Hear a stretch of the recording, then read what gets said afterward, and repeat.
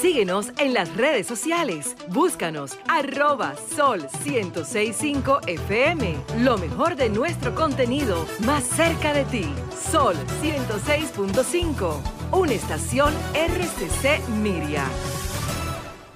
Continuamos en Sol de la Tarde. Bueno, le damos la bienvenida de inmediato a Andrés Lugo. Andrés Lugo es un connotado dirigente político. Conocimos su trayectoria en la juventud con una gran expertise en la materia. Hoy viceministro administrativo de la presidencia, acompaña al buen amigo Paliza en este ejercicio. Bienvenido a esta escena. Sienta la suya, Andrés. Muchísimas gracias, Ángel, César, Virgilio. Aníbal Herrera está en línea. Aníbal. Y Pedro viene de camino. Pedro viene de camino, llega Pedro, mañana. que lo estamos esperando. Sí. Gran amigo Pedro. Al mismo golpe, bien. Muchas gracias por la invitación. Nos sentimos como en nuestra casa. Andrés, comencemos por conocer si ustedes tienen una medición, una evaluación de cuál ha sido la respuesta del pueblo dominicano después del discurso de ayer en función de sus expectativas. Bueno, como ustedes han podido apreciar, ha sido una respuesta extraordinariamente positiva. El presidente Luis Abinader ha puesto, como ha demostrado desde el principio, el oído en el corazón del pueblo dominicano. El cordón y hoy umbilical lo ratificó explicando que él no va a tener... Pero él lucía molesto, el presidente Andrés. Que él no va a tener ningún tipo de miramientos a la hora de revisar cualquier decisión, de someterla a consulta, de poder evaluar si la población, si la ciudadanía se va a encontrar afectada por las mismas. Es decir, que el presidente Luis Abinader está desarrollando un liderazgo verdaderamente moderno. Ya esos gobernantes que tomaban decisiones, imponían su criterio, su visión, tomaban medidas a espaldas del sentir de la nación, de la ciudadanía, ya eso es parte del pasado. Quien no gobierne en consonancia con esa visión, con ese estilo, con esa actitud, pues siempre va a tener problemas y no va a poder avanzar en la solución de los problemas y en la dinámica, en la propia dinámica de ejercicio del poder. Entonces el presidente Abinader eso lo ha entendido y cada vez que pretende tomar una decisión de gran impacto, lo somete a una importante consulta, no solamente esas consultas de oficina o de escritorio, sino que se va más allá y trata de escuchar a todos los sectores de la vida nacional y eso le ha dado un resultado sumamente positivo, como es el sentir, como claro, ha sido la expresión de todos los sectores de la vida nacional en el día de hoy. Las alternativas a la reforma entonces, Rizzi. Bueno, yo creo que de manera muy clara, el presidente ayer explicó que este esfuerzo que se ha hecho en materia de política fiscal, porque hay que explicar, y él en eso es muy insistente, es muy incisivo. La política y didáctico fiscal, también. Sí, muy pedagógico.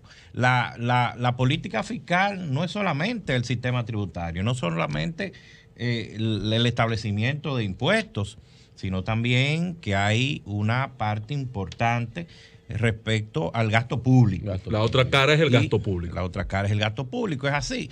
Y en términos del gasto público, el esfuerzo que se ha hecho ha sido extraordinario. Solamente en este año el ahorro va rondando los 27,000 millones de pesos al mes de septiembre. Es decir, que ha habido un verdadero esfuerzo de austeridad, de ahorro, de reorientación del gasto hacia las áreas más importantes, más necesarias, porque hay que entender, y yo creo que el pueblo en eso ha sido sumamente consecuente, los comunicadores como ustedes, los amigos de los diferentes sectores políticos, también hay que reconocerlo, que nosotros venimos de dos pandemias que han afectado salud y la economía. vida nacional. Una ha sido una pandemia sanitaria, como el COVID, y otra ha sido una pandemia política, que de eso no vamos a hablar hoy, que también ha estremecido los cimientos sociales y económicos de nuestro país en los últimos años, en los últimos periodos. Entonces, ahora estamos enfrentando de manera... Una pandemia de color morado. Estamos enfrentando de forma decidida los estragos, las afecciones de esta crisis reciente que estamos saliendo de ella con muy buenas calificaciones, y eso ha hecho que en muchas áreas del ejercicio administrativo del gobierno del Estado Dominicano pues se haya tenido muy buenos resultados. Por ejemplo, la reducción, y siempre hay que comparar, porque en la comparación es que la gente en ese mismo ejercicio pedagógico, didáctico, va entendiendo. La reducción en materia del gasto en publicidad ha sido algo impresionante. El año pasado, la gestión anterior gastó alrededor de 5.500 millones de pesos. Y al día de hoy, este gobierno apenas va por 1.600 millones de pesos. Va a terminar en 1.800. Es decir, que ha habido un importante ejercicio de reorientación del gasto en publicidad. También, por ejemplo, el uso discrecional de los recursos públicos a través de las cuentas con que cuenta la Presidencia de la República ha sido notable. En el año 2020, en este mismo periodo, se habían gastado alrededor de 4.437 millones de pesos. Sin embargo, este año apenas vamos por 160 millones de pesos.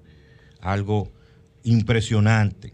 La reducción en gastos de viáticos, de comidas, de alojamientos, ha sido una reducción en un 87% en el ámbito diplomático, que había un descontrol ahí impresionante. En lo que tiene que ver con los alimentos, las bebidas, en las instituciones públicas, la reducción ha sido en un 143%. Es decir, en compra de mobiliario, de muebles de oficina, todo eso que también eran focos lamentables. Pero tú hablas de derroche. Señores, alrededor de una reducción de alrededor de 500%.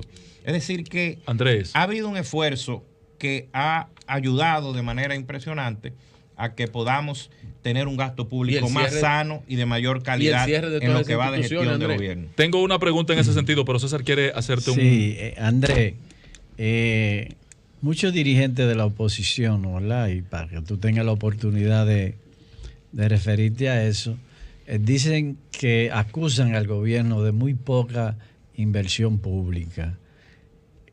¿Tú tienes los datos al día de hoy cuál ha sido la inversión pública desde que se instaló el gobierno del presidente Luis Abinader al día? Pero corrige, no la clase política lo cuestiona, todos los economistas La clase política y los economistas, estoy diciendo para que él dé una respuesta en torno a esa crítica que le hacen diferentes sectores. Mira, el discurso que el presidente dio a la nación el 18 de agosto de este año, yo creo que hizo un recuento sumamente vasto de la inversión hasta agosto y de la inversión futura también, sin que eso se convirtiera en una rendición de cuentas abundante, tomando en consideración que la prioridad era la inversión en materia de salud, era la inversión en el ámbito de la recuperación de empleos, que hemos recobrado prácticamente todas las plazas que habían quedado sin ocupación laboral.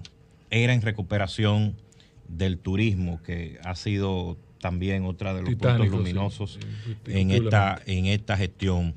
Y evidentemente el enfoque en materia de salud, de compra de vacunas, todo este esfuerzo yo creo que ha sido hasta ahora muy bien valorado y se va a empezar a sentir, César y los amigos que nos escuchan, ya la fuerza del gobierno en materia de inversión social en sentido general, y evidentemente la inversión en infraestructura, la inversión en la reparación de una serie de infraestructuras que han sido afectadas, que han sido evidentemente descuidadas en este periodo de calamidad.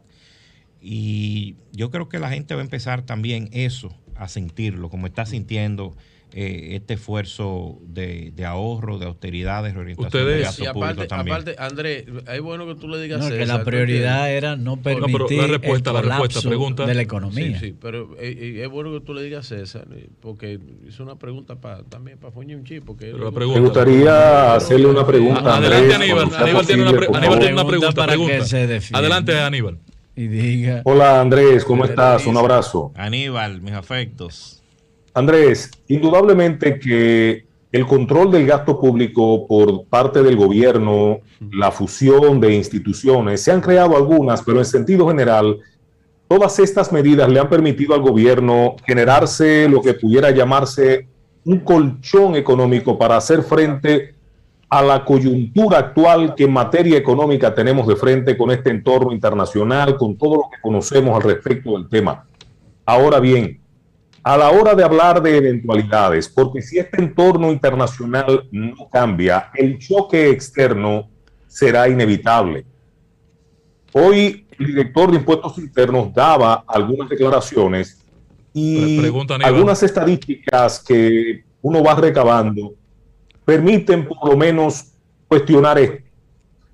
¿No sería importante ir pensando, por ejemplo, antes que reducir o retirar las exenciones a las familias, que sería catastrófico, pensar en sectores que ya tienen pantalones largos, como el turismo, como el cine, por ejemplo, a la hora de considerar retirar algunas exenciones?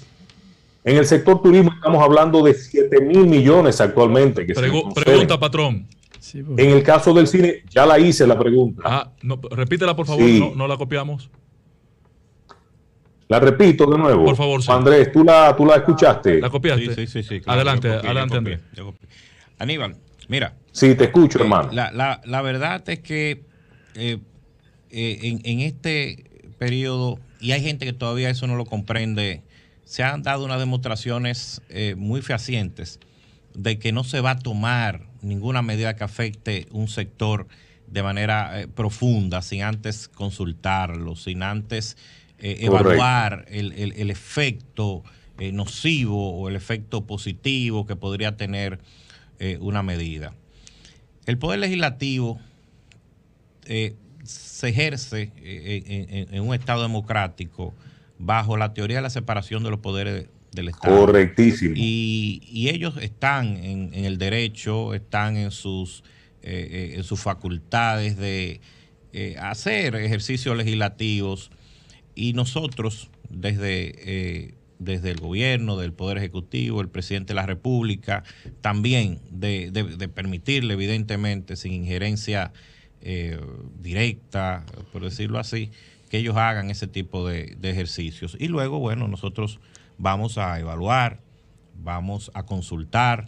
De hecho, o sea que ustedes no van a parar ese ejercicio que está haciendo el Senado con esa ley de eliminación de las exenciones fiscales. Es que ellos están en su derecho de hacer ejercicios también en materia legislativa, de hacer sus evaluaciones. Claro. Tienen sus comisiones de finanzas, tienen su poder soberano, impuestos, tienen su comisión en todas las materias. Y bueno, a la hora que. Tú estás dejando entrever, no. Lugo, que cuenta con el visto bueno del presidente. Porque ahí hay senadores de la confianza íntima del presidente de la República. Pero es que no somos una dictadura, Ángel. Lo que cuenta con el apoyo del presidente es respetar el derecho que tiene el Poder Legislativo de hacer su labor, su trabajo, su ejercicio, de hacer su trabajo. Recuérdate, pues, tú eres un legislador de vasta experiencia. Bueno, mantienes la que debería tener otro criterio. El legislador, aunque no lo ejerzas en la actualidad, Ángel, y tú sabes que ustedes realizan sus trabajos preparatorios. Te entiendo, pero tú y yo sabemos que en ese Congreso no se aprueba ni se aprobará nada que no cuente con el visto bueno del presidente. Y lo que me llama la atención es, ¿qué quiere hacer el presidente? Porque yo esperaba ayer, y fue una de mis déficits en el discurso del presidente que le acuso, que no se refiriera a ese tema. Presidente, por lo menos debe decirle al país en los próximos días, miren mis senadores, miren mis muchachos, eso vamos a bajarle algo, eso vamos a bajarlo. Ustedes están aspirando a reducir el gasto tributario en 217.000 millones. Vamos a bajar eso a 77.000 millones y dejemos eso así por ahora. Pero el presidente tendrá que intervenir, porque finalmente es una actividad ejecutiva. Sí, y hay una interdependencia, hay una interrelación entre los dos poderes, evidentemente. Oíste, Aníbal. Pero óyeme lo siguiente. El presidente puede perfectamente vetar la ley. Debe permitir que el Poder Legislativo sencillamente haga su labor, haga su trabajo, haga su ejercicio. Y es que tú lo que estás planteando es una intromisión directa de un poder sobre otro.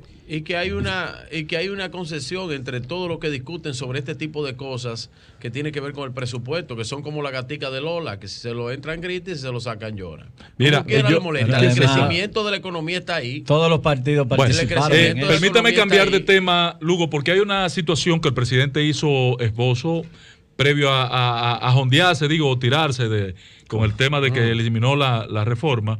El presidente hizo alusión a que se había identificado con una serie de reformas en la República Dominicana institucionales que comenzaban a dar resultados. Sin embargo, yo entiendo que todavía esas reformas no se han comenzado a implementar.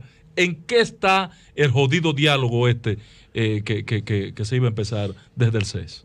Mira, Ángel, el diálogo nacional para las reformas está en una etapa de conformación de los espacios de discusión, de debate, de participación de diferentes entes de la vida nacional.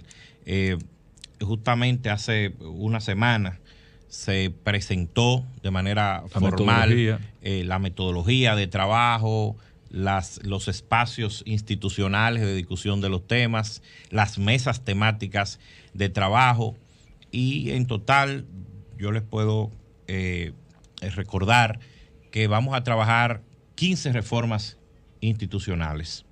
15 reformas institucionales en 2 espacios de diálogo. Uno los llamamos los espacios institucionales, que ahí se va a conocer el tema de la reforma eléctrica, el tema de la reforma del pacto educativo. Seguimiento al pacto educativo y al pacto fiscal.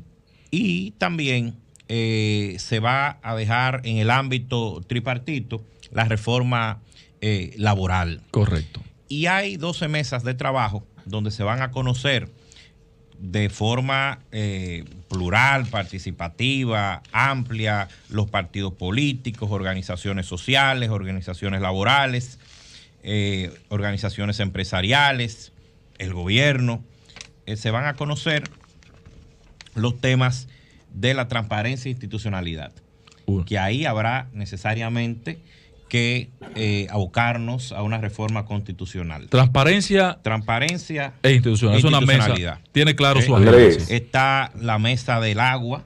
Sí. También. 2 leyes que están pendientes, que están algo avanzadas, pero hace falta voluntad política.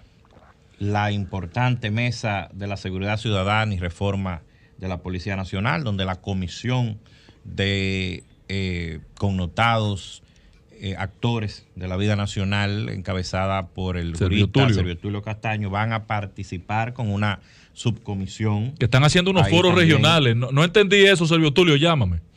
También está la mesa de modernización del Estado, la mesa de la seguridad social, que fue una decisión que tomamos todos los actores de manera conjunta, con la reserva del sector empresarial y del sector laboral, del CES, porque hay que explicar que el Consejo Económico y Social, que es constitucionalmente un ente consultivo, un órgano consultivo, un espacio de conciliación, de socialización, de concertación de los temas nacionales, tiene la coordinación de estos trabajos por disposición del presidente de la República, y ahí entonces confluyen todas esas 45 organizaciones empresariales, laborales y sociales que hacen vida dentro de ese. ¿Cuándo de ese comienzan órgano. las discusiones? Nos faltan 7 meses. Vamos a la permitirle mesa de salud, la mesa de transporte, la mesa de transformación digital, la mesa de los hidrocarburos, la mesa electoral, que fue una propuesta de los partidos que sí, porque hay un código pendiente de conocerse. Así es, una propuesta. Mira, la de transformación digital. Me gustaría preguntarte algo, Andrés. Transformación digital. Vamos a escuchar que Aníbal tiene una pregunta en ese punto, Andrés. Y está la mesa de política exterior y migración, que fue una propuesta también de otro de los partidos, y la mesa de medio ambiente y cambio climático. Es decir, son 3 mesas adicionales a las 12 mesas que el presidente había presentado en su discurso el 18 de agosto. Es decir, que desde el mismo momento de del trabajo, de la metodología y los temas, se han ido acogiendo, nos hemos ido poniendo de acuerdo en cuanto a los temas que necesitan una reforma institucional profunda, y eso ha sido con una colaboración muy armoniosa de las organizaciones políticas y de las organizaciones sociales, empresariales y laborales. ¿Cuándo inicia las discusiones entonces, las mesas? Ya estimamos que en algunos 10 días estamos sentados en las mesas y en los espacios institucionales también trabajando todos estos temas. Qué bien. ¿Cada mesa tendrá un escenario propio o será colectivo? Va a tener un escenario propio, auspiciada por el órgano del Estado. Por ejemplo, el tema agua, habrá una institución de agua vinculada. Tema medio ambiente, el Ministerio de Medio Ambiente. Bueno, el gabinete, combustible, el gabinete de agua industria y comercio. Está encabezando el Ministerio de Economía. Okay. Y entonces con las instituciones que tienen que ver con incidencia, el tema agua, con eso, incidencia en ese tema, entonces van a auspiciar en un lugar que ellos mismos van a escoger, de acuerdo con los partidos políticos y de acuerdo con las organizaciones del Consejo Económico y Social, donde mejor se sientan cómodos y con la dinámica de trabajo y la forma de consulta que ellos se sientan más a gusto. Aníbal tiene una pregunta, adelante. Andrés, tú que estás inmerso en toda esta dinámica del diálogo nacional, de la cual eres parte integral, ¿podría establecerse a partir de las metodologías establecidas, los tiempos y los espacios para los debates, podría establecerse un tiempo para que el país conozca de resultados? Claro que sí. 2025. Nosotros hemos establecido entre todos un cronograma de trabajo. Evidentemente que cada mesa tendrá su propia, tiene su propia dinámica, claro, porque también tiene su propio su propia documentación base de trabajo. Hay algunas mesas que el trabajo está más avanzado, que existen incluso hasta estructuras legislativas ya que se han presentado. Claro. Hay algunas que tienen mayor prioridad, aunque todos estos temas son importantes, son prioritarios, pero hay algunos que conllevan algún nivel de urgencia, y hemos dejado que sea la propia mesa, como ya dijimos, una mesa compuesta por organizaciones de la vida nacional, por organizaciones políticas, por el gobierno con sus diferentes instituciones, y también algo muy importante, se le va a dar una participación a la ciudadanía a través de una plataforma digital llamada Citizen Lab, que vamos a dar a conocer también de manera para que hagan sus aportes, envíen sus opiniones, sus criterios, y sea una mancomunidad de esfuerzo que nos permita tener una concertación que en cada sector. En la lista original, Andrés, había una mesa que se llamaba Mesa Fiscal. ¿Desaparece luego del discurso del presidente? Bueno, como ustedes han podido apreciar, el ámbito del gasto público se seguirán haciendo esfuerzos importantes. Claro. Y en el tema del sistema tributario, eso por el momento, porque el presidente ha entendido que el pueblo no puede cargar con un mayor peso del que ha tenido en todos estos meses de crisis sanitaria, será... aparte que la mesa de transportación, la mesa, que tiene que ver con la transformación del Estado, influye también sobre eso, sobre el gasto público, Porque al tú poder achicar el aparato del Estado y dejar de tener duplicidad en organizaciones del Estado, bueno, pues te permite tener eficiencia en el gasto. Defíneme la primera mesa de nuevo. De eso, y lo habló el presidente. Finalmente, repíteme la primera mesa para producir la última pregunta, Lugo. Transparencia e institucionalidad. Ahí está la reforma constitucional. Así Me imagino que esa mesa la va a dirigir el presidente de la República. ¿Y habrá condiciones en el país para una reforma constitucional si no hubo espacio ni posibilidad de una reforma fiscal, mucho menos para una reforma constitucional? Lo que pasa es que en el caso, el presidente ha sido sumamente claro en el sentido de que el tema que se va a tratar va a ser el de independencia, los órganos de control, de justicia, el Ministerio Público. No, la propuesta es muy buena y muy completa, yo la avalo. Y yo creo que ahí de entrada hay una valoración muy favorable, sí, es cierto, de todos los sectores de la vida nacional de que eso se trabaje. Ahí no hay la discrepancia. Quizás en algunos aspectos tengamos que discutirlo más a profundidad, pero yo creo que todo el mundo quiere que haya unos órganos de mayor control, de fiscalización, de una mejor administración de justicia. ¿Tú participaste en el diseño del concepto de este diálogo?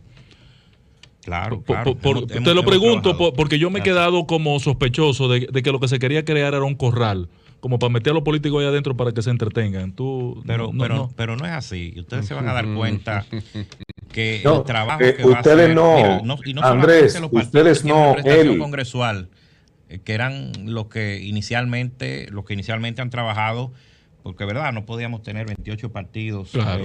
Tampoco podíamos tener 100 organizaciones sociales, sino que hemos empezado con las organizaciones del CES, los partidos con representación congresional y una comisión, una reducida comisión del gobierno para ponernos de acuerdo en la metodología y en los temas de reforma que vamos a tratar. Ahora, a partir del acto de la semana pasada, se ha abierto el abanico de participantes.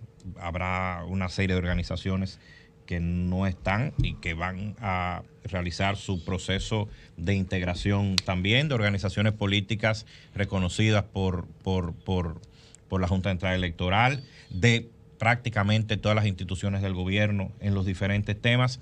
Y usted va a ver, mi amigo Isensi Ángel, que va a haber una participación y una concentración muy importante. Ya Ángel lo que sabe jugar bolito. Bueno, gracias Andrés Lugo, la verdad que yo me siento... Él no cree en el diálogo. Yo me siento muy contento y sé que todo el equipo también, de ver que tú asumas este tipo de error en la administración pública. Sé que de tu capacidad, talento, te preparaste para eso, junto a otro grupo de jóvenes profesionales en la República Dominicana.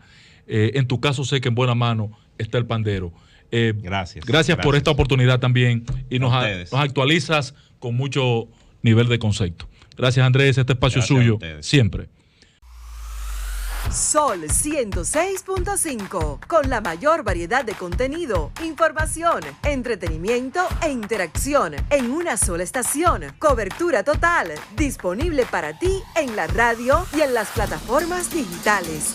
Somos Sol 106.5, la más interactiva.